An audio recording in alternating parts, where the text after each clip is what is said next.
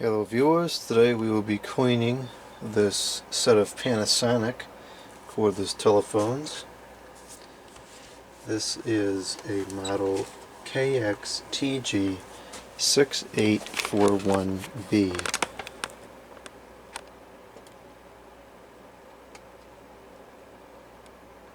And this particular set is the 6844, although it only came to me with 3 handsets, so I'm not sure if perhaps one is missing, although I think we could find out fairly easily by going into the intercom. Yep, okay, so there is 4 handsets. So one of the handsets is missing, oh well. So this set is going to need a fair bit of work. It's not super dirty, but it's got a lot of scratching that we have to get out.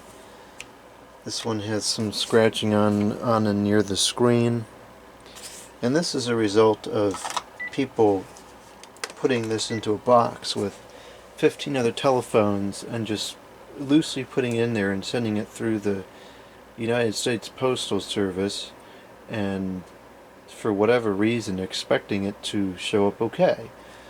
So the other problem here is the mounting is broken.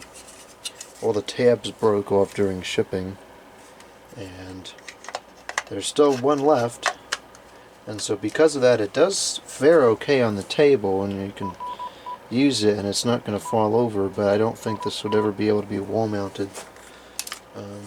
Actually, you know what, maybe just depending on how it actually would be able to be wall mounted. Okay, so aside from the fact that it falls over if you move the telephone or pick it up, the bracket does still work just fine. Let's get out there, exit. Okay, so let's begin with the handsets. We'll take all of them apart.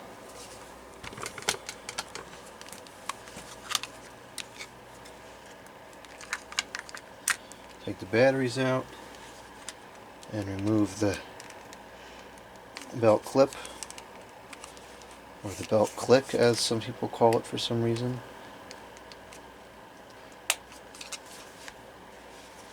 And then we're going to have 2 screws at the bottom to undo.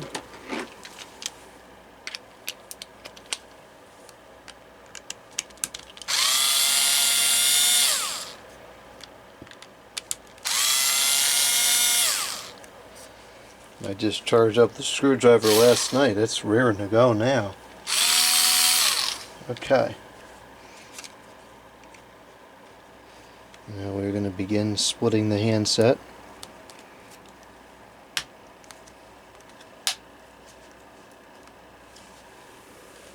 And it looks like there's going to be a tab right around here.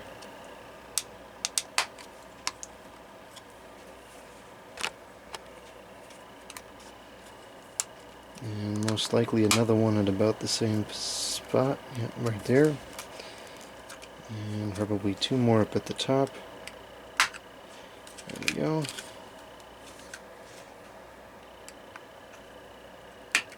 Okay.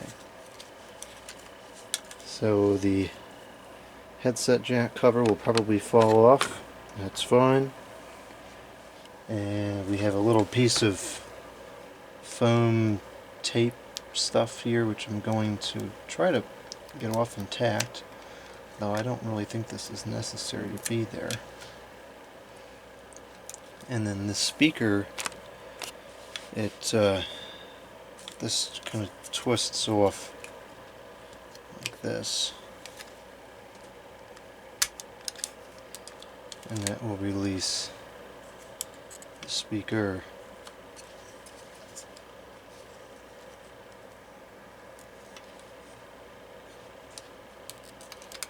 It's kind of stuck to the cloth in there for some reason. It should not be doing that.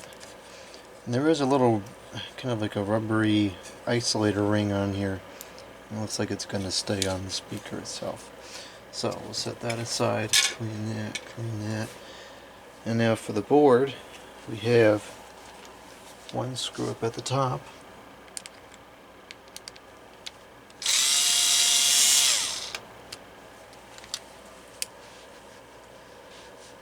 And that should be it. It should lift right off of here. And you can set that aside.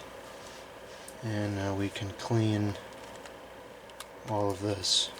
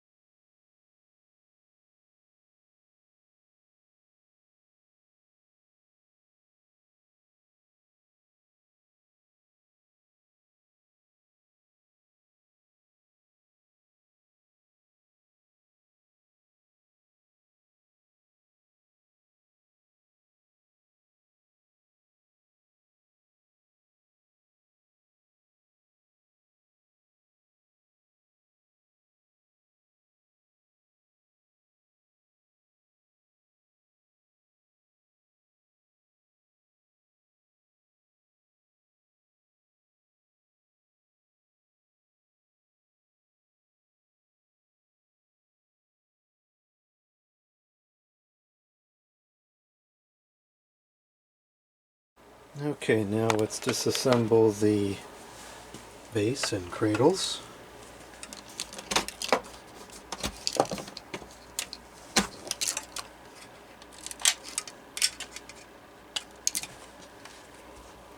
I find the design of these cradles slightly outrageous because the power cord is not detachable. So for the base we have 5 screws, and I think we're going to need the longer bits. Yes, we are.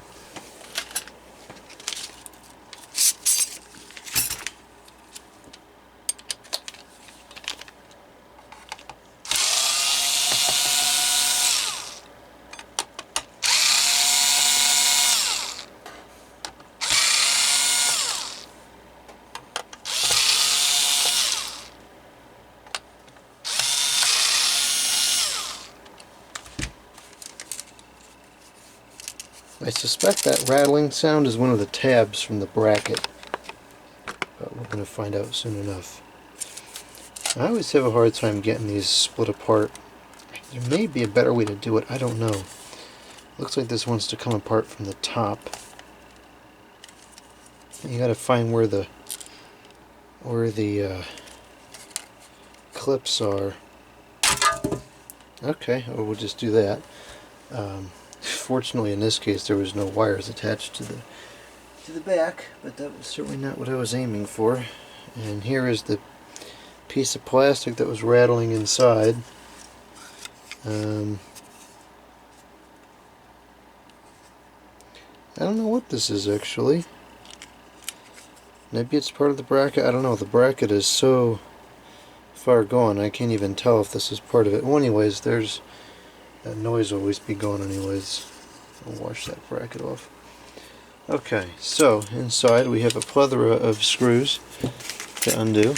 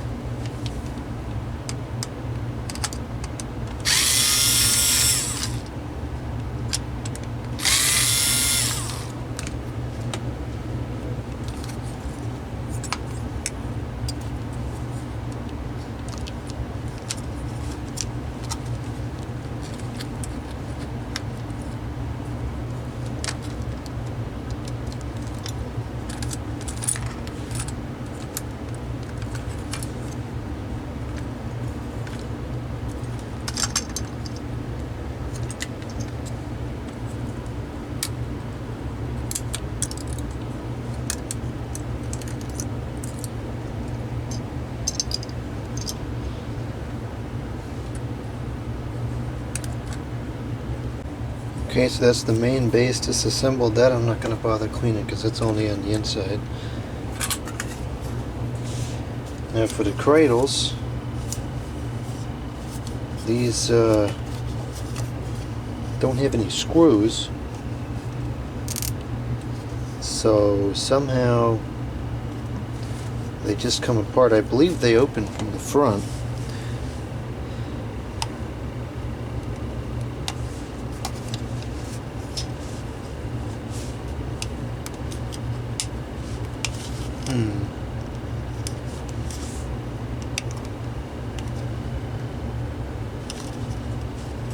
Okay, I'm not really sure how to get these open actually.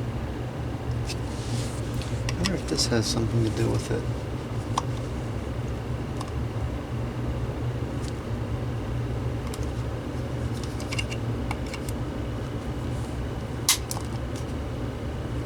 No, that might have been a tab in there.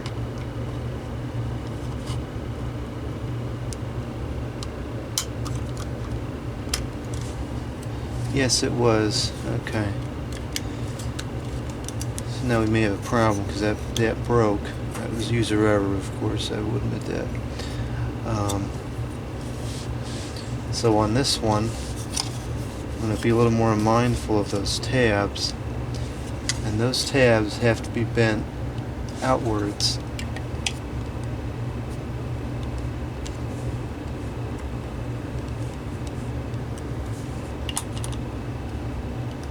Although it seems like it just...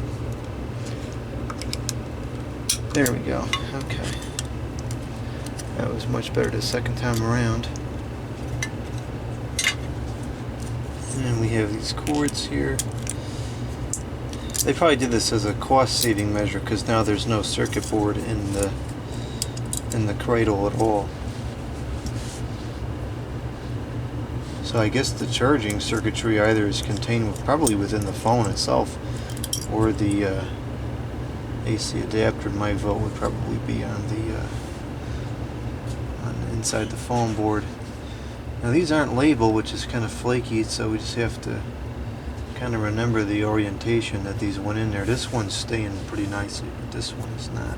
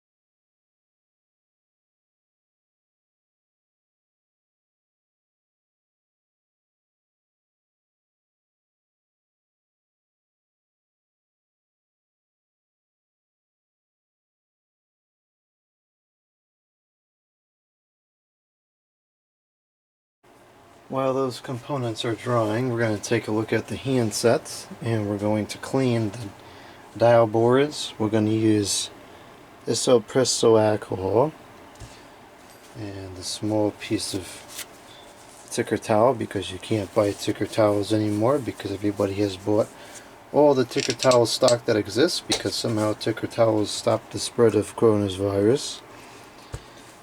And what we're going to do is clean this off. These are very clean already, and the buttons didn't really have any sensitivity issues, but I always like to go through here and do this anyways, just as a means of preventive maintenance, if you will. And you can see it's really not dirty at all, which is good.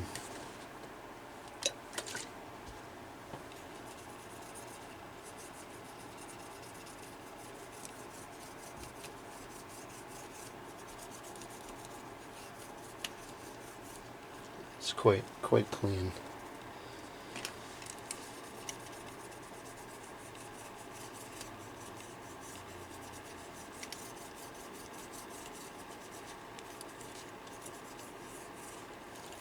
Whoops. Okay, and we can do the base as well. A lot of times I don't even bother doing the base because it doesn't get dirty like the handsets do, because you're not holding it and putting it up to your face and so forth and what have you. But I'll clean it off anyways. Again, just as a means of preventive maintenance. There's certainly no harm that it can do.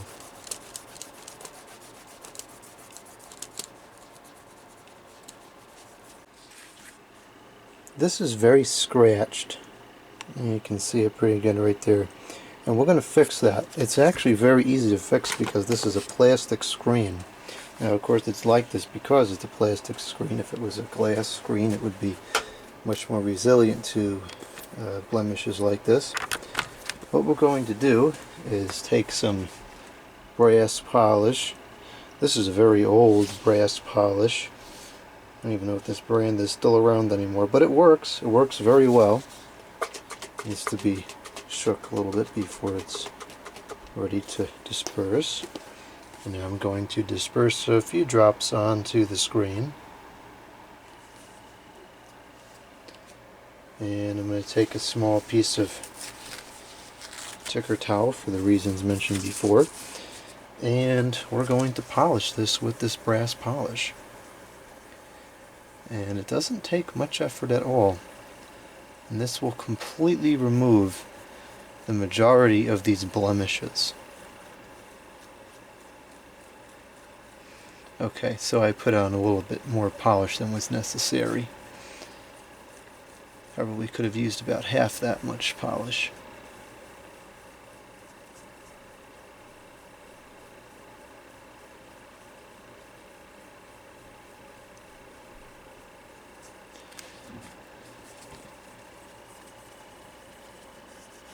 And I'm not too concerned about the cosmetics of this glossy plastic down by the buttons. I'm more just concerned about the screen itself. Now this is a water-based polish, which is what I always use. And so we can take it off fairly easily and with a dry cloth.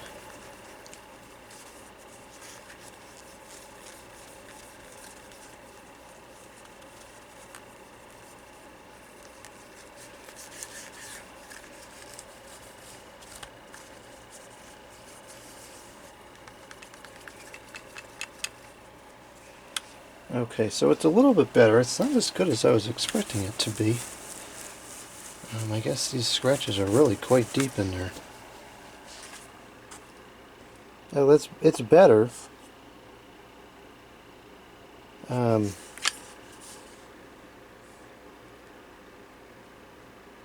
Let's do it one more time.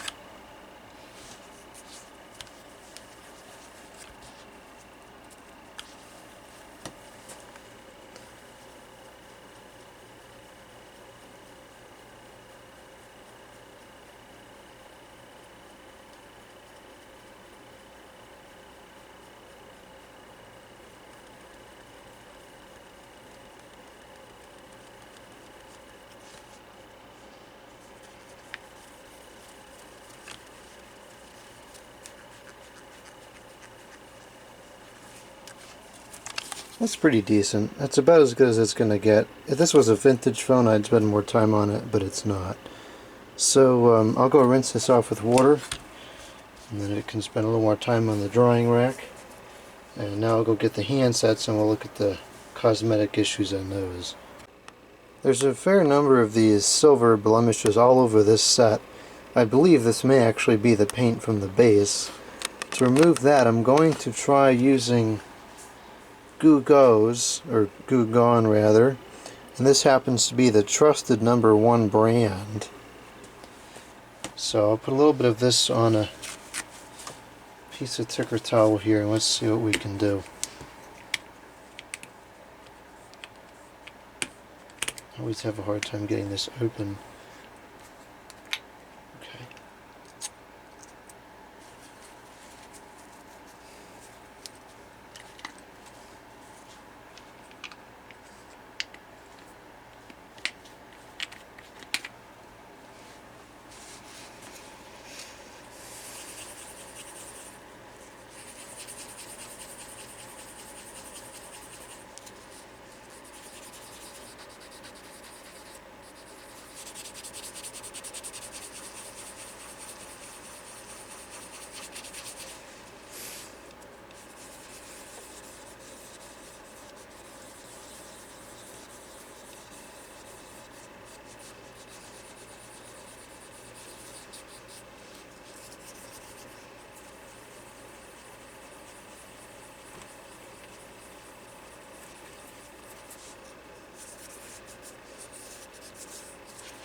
Okay, that seemed to work quite well. So I'm not going to record all of that, on all the handsets because that's not very interesting, but that's what we'll clean it off. Okay, this has had ample time to dry, so now we're ready for the reassembly process. I did clean the polish, rather the screen up a little bit, and it took out the majority of the scratching. Of course, I didn't get any picture of that on video, so I can't show before and after. I'll try to do that with one of the other ones. Okay, so we'll put these buttons in here.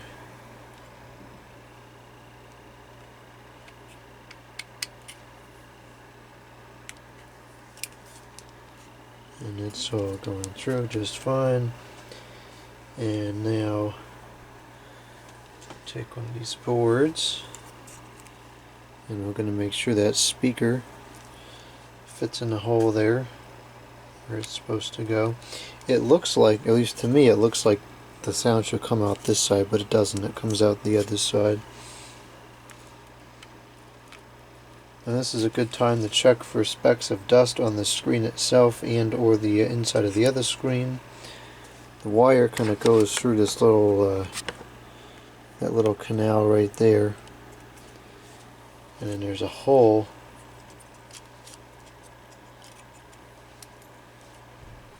in the board right there that the little stud goes through. And now this is in place, so we'll screw it back in.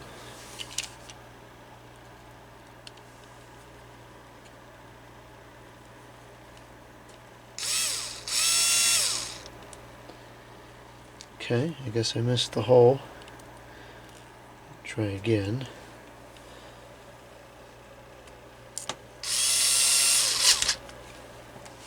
Okay, so the board is on there, and then I'm going to check and make sure all the buttons are pressing correctly, they're in line.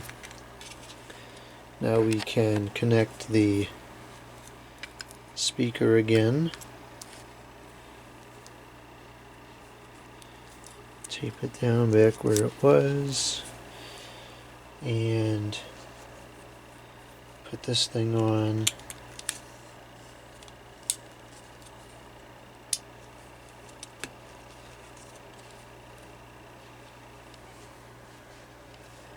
Headset jack cover, and now we can close it back up.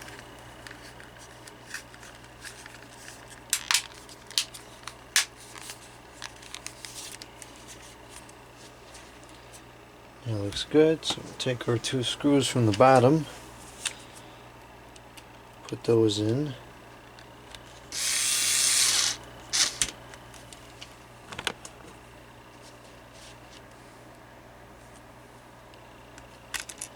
Oops.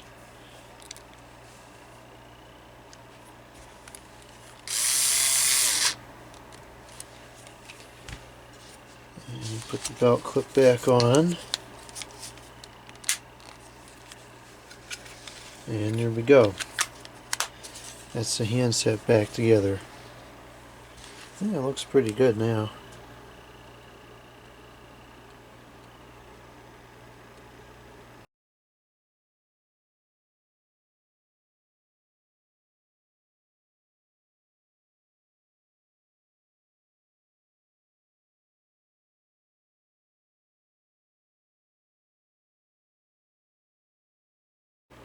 This handset has a fair bit of wear on the screen, so I'm going to polish this one up and we'll see if we can get it clean again.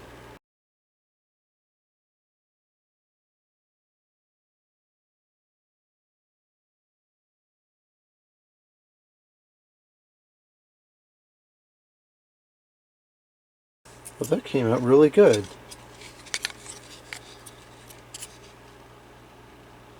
All that scratching on the surface is gone.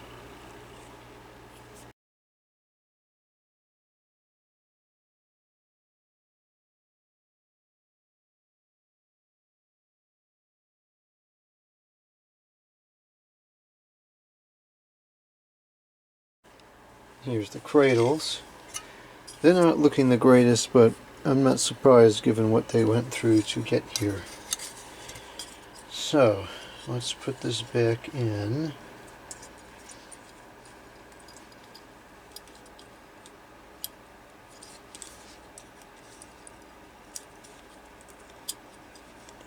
These actually are going in very easily. Normally it's much more difficult than that.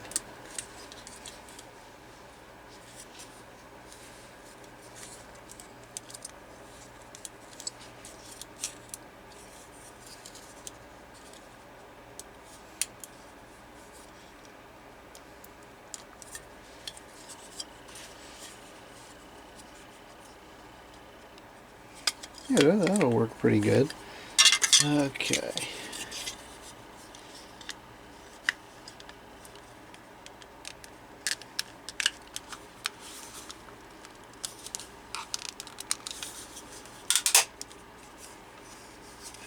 Okay, that's cradle number 1.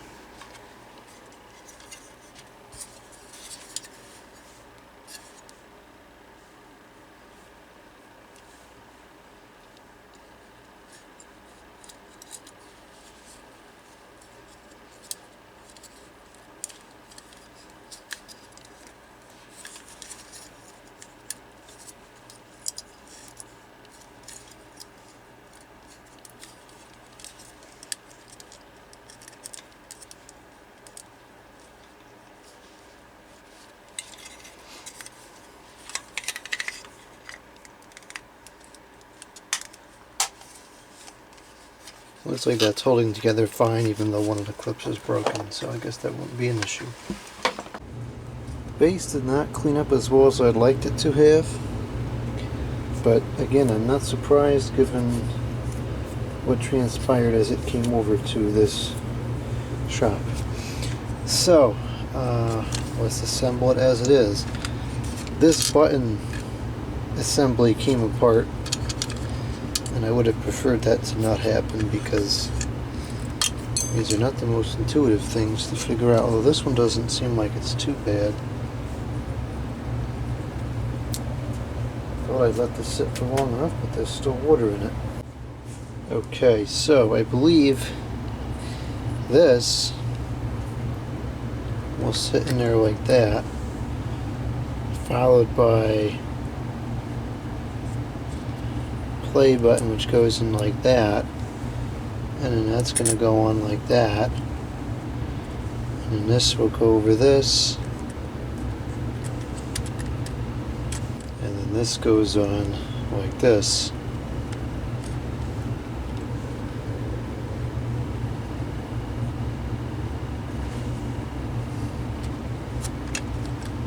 It looks right. This board has a number of ridiculous located screws.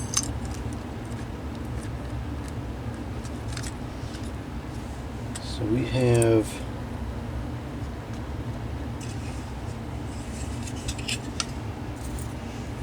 let's see here. We've got one here, which cannot be reached once the other board is put in place. And we have one over here, which is hard to reach with that ribbon cable in a way.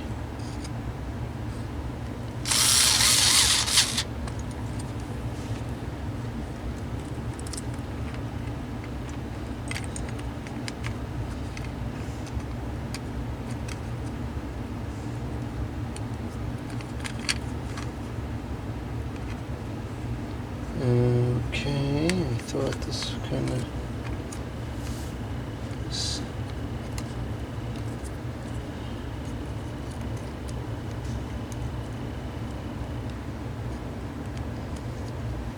Okay, I don't know how that works.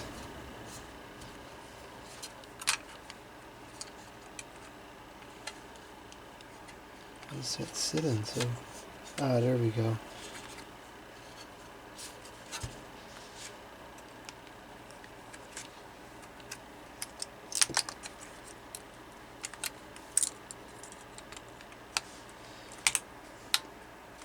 And this will secure by these two plastic tabs here.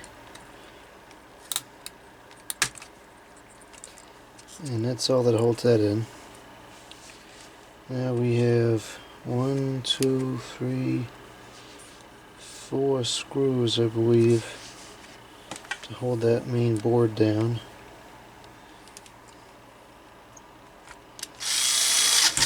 And we'll go there to keep these the contacts piece in.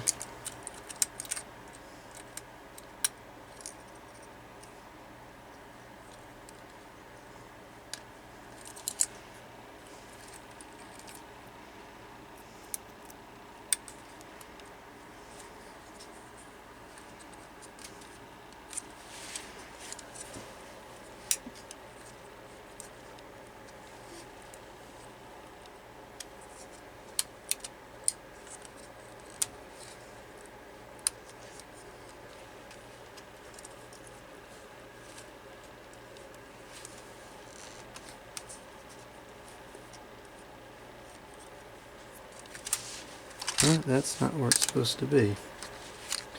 That's going to be an issue.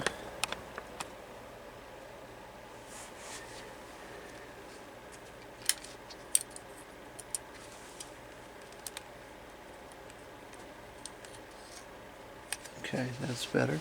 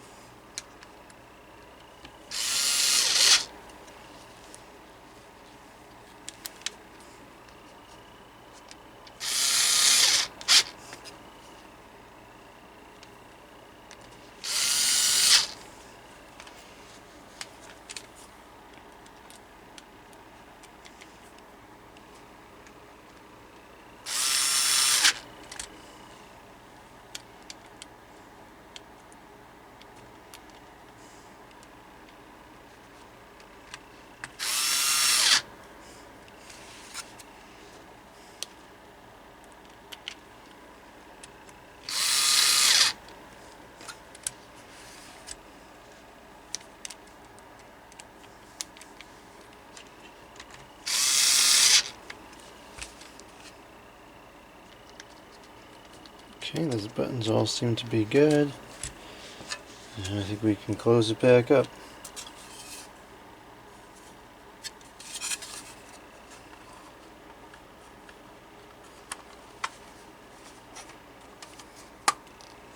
The jacks look like they're aligning okay.